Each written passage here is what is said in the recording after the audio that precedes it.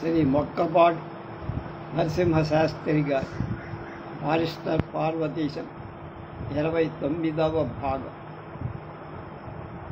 20-2-25 part 3లో 10వ అధ్యాయం.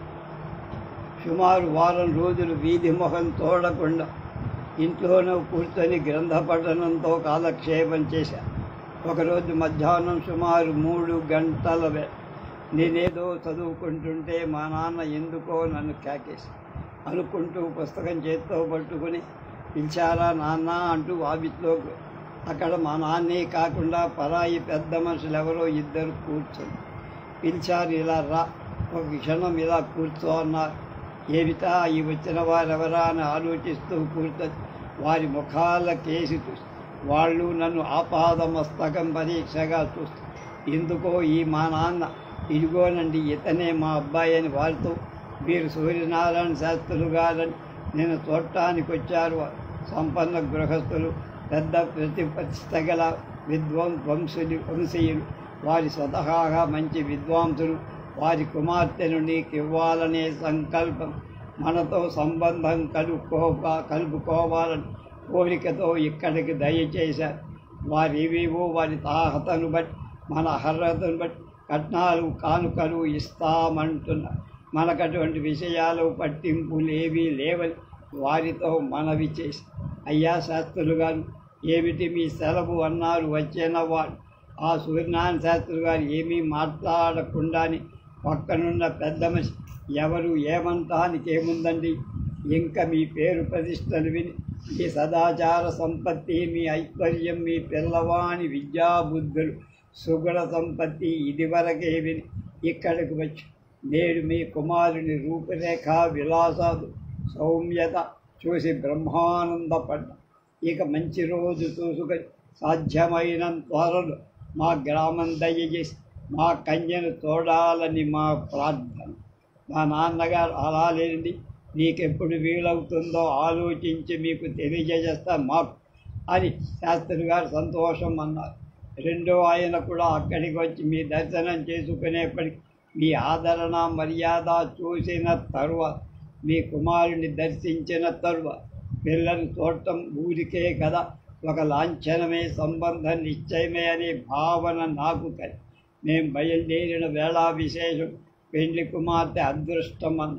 ఉభయులు లేచి మా నాన్నకు నమస్కరి నన్ను మళ్ళీ ఒకసారి పరీక్షగా చూసి మాకు అనుజ్ఞ ఇవ్వండి, మేము మా ఏర్పాటు చేసుకుంటాం, మీ రాక నిరీక్షిస్తూ ఉంటామని వాడు వీధిలోకి వెళ్ళారు. మా నాన్న నా 10 బారులు వారిని అనుసరించి సాగనని తిరిగి వచ్చి నేను మట్టుకు నిలబడ్డ చోటే నిలబడి ఇదేమిట్రా భగవంతుడా ఇదొకటి వచ్చి పడ్డది. వివాహ ప్రసక్తితో మళ్ళీ మా నాన్నకు నాకు కొంత ఘర్షణ జరిగే సూచనలు కనబడుతుంది. ఎలాగా అనుకుంటూ నా గదిలోకి వెళ్ళిపోయాను. గదిలోకి వెళ్ళి కూర్చోగానే మళ్ళీ పుస్తకం చదవ బుద్ధి, మనసు పరిపరి విధాల పరుగులు. నేను విదేశాలు బయలుదేరక ముందు వచ్చిన పెళ్లి సంబంధం. అప్పుడు నేను మా మామయ్య వెళ్ళి పిల్లను చూడటం, అక్కడ జరిగిన అభాసు అన్నీ ఒకటొకటి జ్ఞాపకం వచ్చి ఎంతసేపే నాలో నేను నవ్వుకుంటూ ఉన్నా.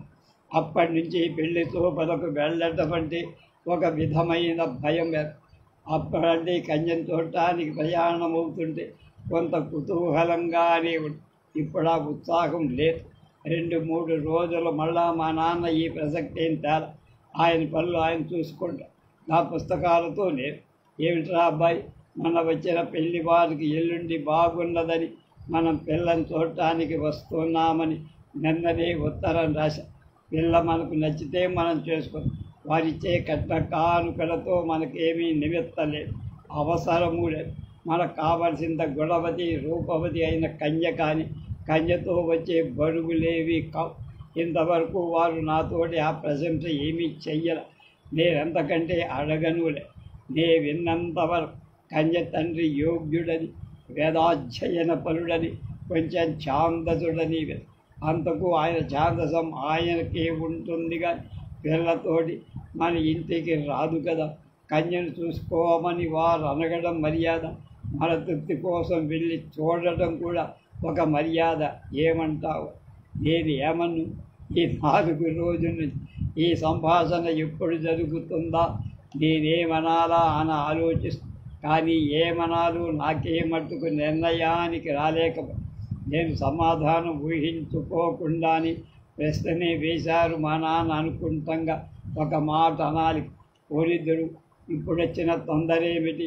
పెళ్ళికి మీరంత తొందరపడటానికి నేనేమి ఆడపిల్లను కాదు కదా. నేనింకా ఏం చెయ్యాలో అనగా వ్యవసాయమో రేడరియో ఉద్యోగమో నిర్ణయం చేసుకోలేదు కదా. దానికి దీనికి సంబంధం ఏమిటన్నారు నా జీవిత విధానంలో నా నిర్ణయాన్ని అనుసరించి నీ భార్య నీకు సహధర్మచారినిగా ఉండాల్సిందే కాదు. నీకు నిర్ణయాలు చేసేది, నువ్వు చేసుకున్న నిర్ణయాలు మార్చేది కాదు కదా. మీరన్నదే మన సంప్రదాయం అనుకోండి, కానీ ఇవాళ ఆలోచన సరళి కొంచెం మారింది కదా. ఎక్కడి నుంచో పరాయి ఇంటి నుంచి మన ఇంటికి వచ్చి జీవితాంతం మనతోనే అన్నిటా మనతో ఐక్యం కావాల్సిన మనిషి మన ఆలోచనలు మన పద్ధతులు కూడా తెలుసుకోవద్దా? అందులో మంచి చెడ్డలు నిర్ణయించుకునేటప్పుడు ఆ అభిప్రాయం కూడా మనం అడిగి తెలుసుకోవటంలో, మనం అడగకపోయినా స్వతంత్రించి తన సలహా చెప్పడంలో తప్పేముంది? మీ అమ్మని మీరెప్పుడు అడగరా? మీ విషయంలో ఆమెతో సంప్రదించరా? మా అమ్మని ఒక విభజన విషయంలో ఎప్పుడు ఈ విషయంలో ఆమెతో సంప్రదించరా? భోజన విషయంలోనైనా ఆమె స్వతంత్రించి నిర్ణయం తీసుకునేది అన్న కొంచెం ఆహా, అలాగా, నిజమే. మీ చదువుతో పాటు ఇతర విషయాలు కూడా చాలా వంట పడతాయన్నమాట. మర్చిపోయాను రా. సరే కొని ఇవన్నీ తర్వాత ఆలోచించుకో. ముందు పిల్లలు చూడవచ్చు కదా. 2-3 నిమిషాలు మౌనంగా ఉంటుంది. ఆ అమ్మాయి వయస్సు ఎంతో? మా నాన్న ఎప్పుడు దేనికి మాటకు తడుముకోని మనిషి. నిర్ఘాంతం నా కేసు చూస్తూ కొంతసేపు అప్పటికి తేరుకొని నా అభిప్రాయం గ్రహించినట్టు నీ ఉద్దేశం. నా ఉద్దేశానికి ఏముందండి? మీరు ఊహించిందే. నా వయస్సు ఇప్పుడు 22, 23. ఇంకా పిల్లకు నాకు వ్యత్యాసం ఏముంటుంది అని ఊహిస్తాం. అంత తేడా ఉండే మాట వాస్తవే. నువ్వు విదేశాలకు వెళ్ళకముందే ఒకసారి ప్రయత్నం చేసిన సంగతి నీకు గుర్తే ఉంటుంది. అప్పుడైతే ఈ ఆలోచన లేదు, మనకుండకపోయి. మరి ఇప్పుడు ఏదో కొంత తేడా తప్పనిసరి. ఇంతకు నేను వాళ్ళని అడగల. ముందు మనకి పిల్ల నచ్చడం, తర్వాత జాతకం, ఈ 2 అయితే అప్పుడు వ్యత్యాసం. నాకేం చూసి ఊరుకున్నా. దాని గురించి ఇంకా వాద ప్రతివాదాలు అనవసరం అన్నట్టు ఆయన లేచి, నేను చివరి మాట చెప్పే అవకాశం కూడా లేదు.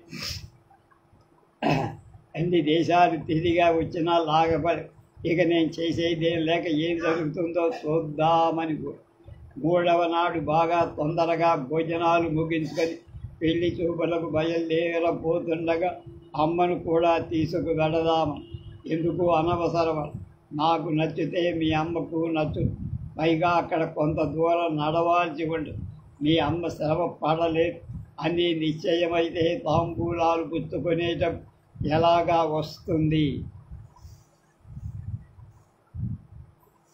అని. మేము వెళ్ళి వస్తున్నామని ఒక కేకేసి, మా అమ్మ ఏదో పని మీద ఉందో శుభమ్మని చేతులు తుడుకుంటూ నవ్వుతూ యువతలకు వచ్చి మమ్మల్ని సాగాను. మధ్యాహ్నం సుమారు 2 గంటలకు అక్కడ చేరా. మా వాడు నా రాకమే ఎదురు చూస్తూ అరుగు మీదే కూర్చొని నిరీక్షిస్తూ మమ్మల్ని చూడటంతోనే మేము వస్తున్నామని లోపల కేకేసి యజమానురాలు పాద ప్రక్షాళనలు నీళ్లు తీసుకువచ్చి పెట్టి లోపలికి వెళ్ళి కూర్చొని కొంచెంసేపు ఆ మాట ఈ మాట అయిన తర్వాత ఏవే అమ్మాయి ఇంకా తీసుకురావేమో అని భార్యను కేకేసి, మొన్న మా ఊరు ఈ శాస్త్రి గారితో వచ్చిన ఆయన కూడా సావిట్లో ఉన్నారు. మారెవరో ఒకరిద్దరు కూడా ఉన్నారు. ఇంతలోకే శాస్త్రి గారి భార్య కుమార్తెను తీసుకొచ్చి సావిట్లోకి వచ్చి, ఇలా కూర్చో అమ్మ. అక్కడ ఉన్న సాపం మీద కూర్చోబెట్టి పిల్ల వెనక తాను నిలబడి లోపల గుమ్మల్లో ఇంకెవరో 2-3 ముత్తైదులు వేడుక చూస్తున్నారు. మొదటి వీధిలో తల్లిని చూసినప్పుడే